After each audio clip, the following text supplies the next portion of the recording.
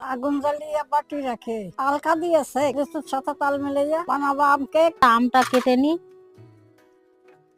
আমি মিক্সচার জারে দিয়ে দেব। আম আর চিনি একসঙ্গে বেটে নেব, মিক্সচার জারে দিয়ে দিচ্ছি। এই যে ঢেলে নিচ্ছি, ডিম ভেঙে দিচ্ছি, ভালো করে ফেটে নেব। যত ফেটানো হবে তত ভালো হবে কেক। দিয়ে দিচ্ছি 25 গ্রাম বাটার, দিয়ে ভালো করে ফেটিয়ে নেব। দিয়ে দেবো বেকিং পাউডার, একটা ইনো দিয়ে দিচ্ছি, ময়দা দিয়ে ভালো করে ফেটিয়ে নেব।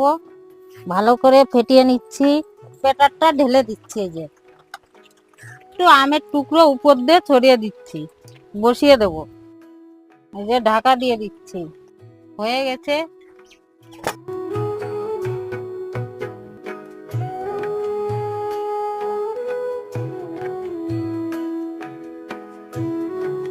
খুব সুন্দর হয়েছে।